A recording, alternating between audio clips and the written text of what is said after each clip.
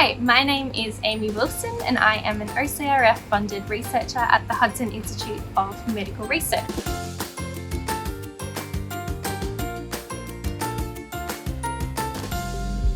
I'm here to answer a few of the most commonly asked questions. I just want to start off by saying that if you have any specific questions about symptoms or about a diagnosis, it's best to consult your medical practitioner. So, our first question is, how is ovarian cancer currently diagnosed? So a complete misconception is that ovarian cancer is diagnosed by a cervical smear. This is completely false. So currently the only way to diagnose ovarian cancer is unfortunately by invasive surgery. So if someone goes to the doctor with symptoms common to ovarian cancer and their doctor is intuitive enough, they'll send them for a blood test and they'll look for a marker called CA125.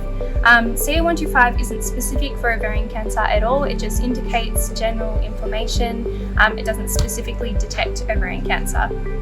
People can also go for a transvaginal ultrasound or a TVU. This also can't detect ovarian cancer specifically. What that detects is it can pick up any masses, whether these are benign or cancerous. The only way to accurately and definitively detect ovarian cancer is by invasive surgery. So the second question that I have is, why is it so difficult to diagnose ovarian cancer? Ovarian cancer is difficult to diagnose because the symptoms are quite vague and they're characteristic of other conditions such as gastrointestinal problems or just problems that us women or people with ovaries have on a month-to-month basis that we just think are normal symptoms.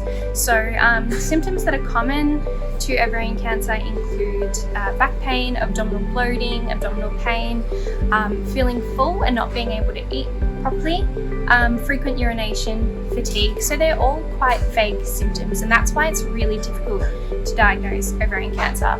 So if someone goes to the doctor with these symptoms, it's really common that they're misdiagnosed if they have ovarian cancer. So that's why an early detection test for ovarian cancer is vital. Okay, so our next question is, are we any closer to developing an early detection test compared to 5 years ago? What have the recent progresses in ovarian cancer early detection research been? So it's really exciting that OCRF are funding a range of different research projects that are trying to find an early detection test for ovarian cancer. So our lab is actually one of those labs. It's not specifically something that I work on, but other people in our lab are working on it. They have found a biomarker for ovarian cancer and they found that it can distinguish between late stage ovarian cancer and people that don't have ovarian cancer. So we are closer to developing an early detection test. The only thing is we need time and we need patient samples, specifically early stage patient samples. So they're currently testing this on patients that are at high risk of developing ovarian cancer. And we need to test this on as many samples as possible before it gets to the public, just to make sure that we get it right. So yes, we are closer, but we're still working on it. So the next question is, tell us more about the cells that cause recurrence of ovarian cancer and what means will be used to target them. So this is more my research area. A couple of years ago, my boss, Dr. Marie Blanzik, discovered a small population of cancer cells called leader cells. Now, leader cells are resistant to all the common types of chemotherapies used to treat ovarian cancer, and they're thought to be the cause of disease recurrence, so when the disease comes back. So in the lab, we're currently looking at a range of different ways to target these deadly leader cells. So to do this, we've treated different ovarian cancer cell types with thousands of FDA-approved, clinically approved drugs to see which of these drugs can eliminate leader cells. So we've identified a number of drugs that can eliminate or target leader cells, and we're currently in the process of validating these drugs, which is really exciting.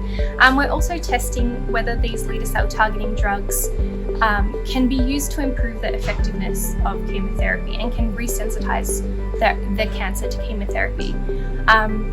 Because our leader cell drugs that we've identified are currently approved for use in other disease types, and they're already sitting on the pharmacy shelf, we hope that it's quite a short lead time to clinical implementation.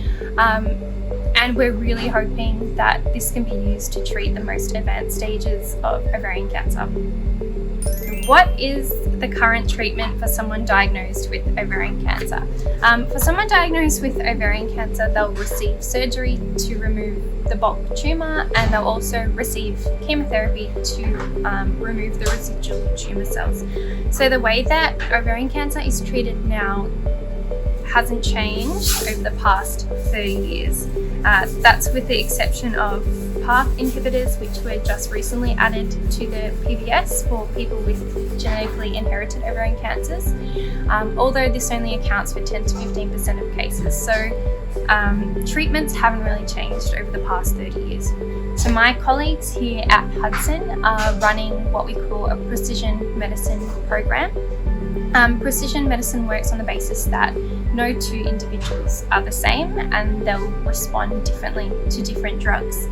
So in this project, they'll take cancer cells from patients that failed therapy, and these cells will be screened against a panel of clinically approved drugs to see which drugs are actually killing off these cancer cells. So this project is quite exciting, and we are hoping that precision medicine is the future of ovarian cancer treatment, and we'll be using precision medicine in the future to treat patients. So the last question is, why is it that there seems to be such limited drug treatment available for ovarian cancer, which is not the case for other cancers such as breast and bowel? It also seems that there are no new drugs on the horizon either. Is this just down to lack of resources? So there are several reasons as to why there's such limited drugs available for ovarian cancer. Firstly, the way that ovarian cancer develops is relatively unknown compared to just say bowel cancer, where a lot of research has been done into how bowel cancer actually develops over time. So this means that the research required for ovarian cancer is slower and it takes longer. Because of this, ovarian cancer research is less attractive to some funders who just want to see fast results. There's also a lack of consistent funding for ovarian cancer because there are relatively lower numbers of people diagnosed with ovarian cancer compared to others like breast and bowel cancer. However, ovarian cancer has a disproportionately higher mortality rate because of this. So ovarian cancer also lacks large-scale public awareness. This is potentially because of the stigma around ovarian cancer. No one really likes to talk about what's going on down there. People are often embarrassed to talk about this. So this is why there's not a lot of, awareness about ovarian cancer. You don't have the awareness, then you don't get the funding. There's also limited patient advocates for ovarian cancer because it's got such a poor prognosis and such low survival rates. So you don't have as many patients advocating for ovarian cancer research. So luckily we've got the OCRF, and the OCRF are funding a number of really great projects, and we're all working very hard on developing new drugs for ovarian cancer. Hopefully these will be available not too far down the track. So that's all I have time for today. Thank you so much for listening to me and for sending in your questions. Thanks. Bye.